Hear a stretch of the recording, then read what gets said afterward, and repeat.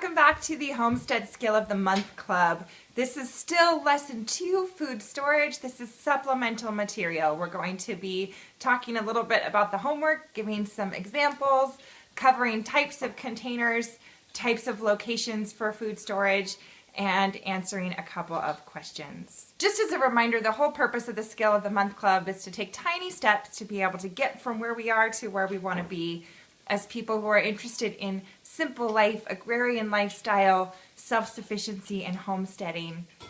And let's put this food storage assignment into context. I live in the Northern Hemisphere. Those of you who live in the Northern Hemisphere will be able to track my monthly choices the best, of course, because I am responding to the climate that I'm in. And for me, the winter time is the time for planning. So talking about food storage in the winter time is a way of really creating an open space that then the whole year long we're going to be able to fill with goodies and treats and the fruit of the earth and our own hard work to be able to make the pantry and food storage of our dreams. So do stick with me. We'll go step by step to the point that we have a great pantry, but you really don't have to do it all at once. You just have to do it a little bit at a time, with intention, with confidence, with a little bit of encouragement. This week's assignment was to choose a location for your food storage, and particularly with the understanding of what your priorities are. Are you looking at this time for a working pantry, which will just help you to cook from scratch more and to be more in control of your finances? Are you looking for long-term food storage, or what I refer to as a prepper pantry, meaning that you really want to have everything that you're going to need in case you can't get to a store or the stores don't exist or something happens in your family to keep you from being able to buy the things you need? Or the third option, are you looking for a homestead pantry, a way to take the things that you're able to produce from your land and store them for your use and for your family's use? Once you know what your priority is, the next step is to choose a location. I also talked about listing out what items might be in that location and also thinking about containers, but the first and most important thing is just a place. So let's talk about what that place might be. In choosing a location for your food storage, there's 4 things I would encourage you to think about. One is temperature, second is sunlight, third is humidity, and fourth is access by animals or other humans. So let's take those in order. For temperature, generally speaking, coolness will retard spoilage, so will slow down spoilage. So you're looking for a space that's under 60 degrees, but generally above 32 degrees, unless you're intentionally freezing your food, which of course is a great way to store food, and that's a separate category. You don't want your food to be freezing and thawing. You want it to be in between 32 degrees and about 60 degrees. You're also going to want to think about sunlight. Generally speaking, direct sunlight causes things to spoil faster. That's why underground or a basement or in a dark place is a good choice. That's why we close our cupboards and generally don't have our food exposed. I'm going to break that rule myself though, because my husband and I have designed an open shelf system for some of our dry goods and other canned goods in our kitchen. And that's because we selfishly like looking at them. So if you have enough food or you're rotating it quickly enough that you want to have some where you can see it, that's not necessarily a no-no, but there is a reason why canned goods and dry goods often end up in basements or cellars or in other dark, cool places. Humidity depends on what you're storing. Things like apples and root crops want humidity, which is why there is such a thing as a root cellar. A root cellar is an intentionally humid place with a dirt floor and possibly even dirt walls, which creates a great environment for your apples and your root crops to last as long as possible. You don't want a root cellar to store your cereals or your grains, your dried grains. You want those to be as dry as possible. So thinking about the dry space for your, what we call dry goods, right, is in one place, and your root cellar for your roots is in another place. So on our homestead, the root cellar is not the highest priority, as we haven't yet grown roots in high volume, and we have other things that we want to store. Because we live in the country, we always have to think about rodents. You also may have to think about larger animals wanting to get to your food. And of course, in a more urban location than we're in, or even a certain location, a rural location, you might have to think about humans getting into your stores, or even very small humans, our children, getting into our stores. So that's definitely something to think about. You also may want to be concerned about contamination. I know that some people keep their food in the garage, and I've actually mentioned the garage. But a garage with a car coming in and out of it isn't the best plan for produce in particular, because that car exhaust will contaminate your produce. Just as taking herbs from the side of the highway is not a great idea, storing your apples right next to your car fumes is not the best idea either. I hope that you will be a little bit creative, take a look around your own space, and say to yourself, what is the right choice for me that will fit my food storage goals? Now that was the most important part of the homework, determining a location for your food storage that fits your priorities and your assets.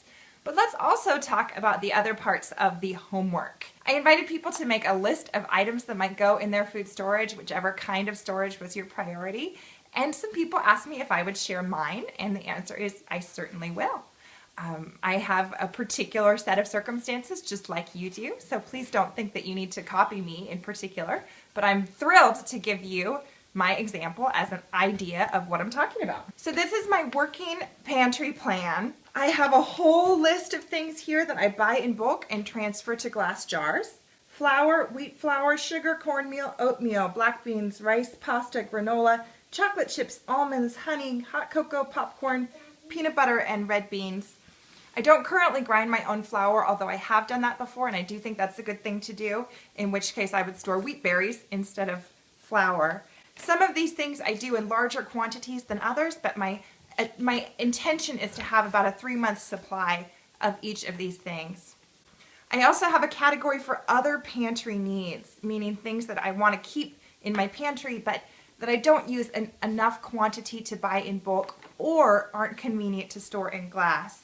I have oil, salt, yeast, vital wheat gluten, baking soda, baking powder, vinegar, baking cocoa, brown sugar, corn syrup, cinnamon, and other key spices. I also have a little star here in the center for my countertop.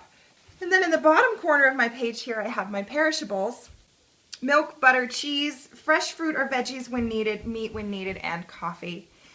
Our perishables category is really small because we live off the grid. So we're accustomed to having very few things in the perishables category. If you have a refrigerator, there's no need to pare down quite as tight as we have. You probably have some spreads or other treats that you keep in the refrigerator, and that's fine. I only have that separated out on this list so that I can look at it and say, oh, okay, do I have all the things accounted for here? And my perishables, I do not try to store in bulk in any way. It's possible to can dairy, although I think there are some warnings against it, so you'll want to do your own research before you do that. It just isn't our plan right now. We have goats that are just about to come into milk, so we will be, our milk will be a countertop item like our eggs soon enough. The other page I have here is my Homesteader's pantry plan. So this really outlines what I've got in my cellar. And this is everything I have in my cellar right now, so we'll see how this adapts as my homestead continues to evolve. Stored fresh: onions, garlic, some potatoes, pumpkins, and apples. And then I have my categories of what's canned fruit, peaches, pears, applesauce, apricots, strawberries. Now I don't store strawberries for us to eat frequently, but they're a little sweet treat, and I think I do have one little jar left. And blueberries, which we would only use for baking. Under canned vegetables, carrots, potatoes, corn, green beans, and then also a slightly different category: tomato juice, pickles, and fermented carrots. And then I've got sweets. I have plum sauce, jams and jellies, apple butter, my candied peach sauce, which is basically peach caramel, peach syrup, elderberry syrup. Ready to eat prepared foods. That's a category for things that I just bring right up and make dinner with. Chicken broth, black beans, pasta sauce, chili, and soups. I have another category for my tinctures and ferments, finished tinctures, herbs, and then I have right down here in the corner I have meat, We had canned goat, we're actually out of that now, frozen chickens, and some frozen elk because we traded frozen chickens for frozen elk. Joanna and I are both off-grid, so you won't see us talking about our freezers because we don't have electricity to run them. It certainly is possible to run a freezer in an off-grid situation, but at the moment, neither of us have made that choice. But we do borrow some freezer space from some family down in town. So the freezer is actually a part of our food storage setup as well. So we've covered food storage locations, and we've talked about the pantry plan. The other thing to talk about is containers. I'm personally very partial to glass. I just use glass for everything. The reason being that I know that it's not putting chemicals in my food, and I know the mice can't get through it. But I'm going to take you up to Joanna's house and show you some of the things that she uses as well to store food. So this is a 5-gallon bucket that we got at Lowe's. And this is a Gamma Seal lid you can get from Lowe's or Home Depot or some type of preparedness place online, probably cheaper. What I do is I just write on the side, working regular rolled oats. And I just dump it in there, and it's able to keep the moisture out and all the good stuff in. If you had a mouse that was really determined because you weren't really careful with the outside of your buckets, they could chew through this plastic though. So you do have to be careful and clean up any messes that you spill.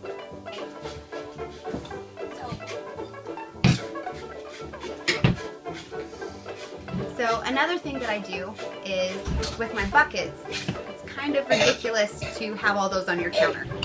So I rotate through the bucket by filling up a jar of what's inside. So I know I have a bucket of white rice, and I know I have a bucket of black beans, and I know I have a bucket of cream of wheat. I need to fill that from underneath again. And then you can anything from tomatoes to zucchini to pumpkin. It just, your imagination is the only thing that holds you back with a bottle or a jar. Mylar is really nice because it keeps out all the oxygen and it keeps out anything that you don't want to have a problem with. But the only thing you do have a problem with are things like this. Because they know what's inside all these beautiful packages. It's amazing how quickly they go away. Okay. So these are number 10 cans. You can get them at any box store. You can get them at any preparedness place online. This one I know is from Winco, if you have a Winco close by. This one I got from Walmart. And it's amazing what they'll put in a number 10 can.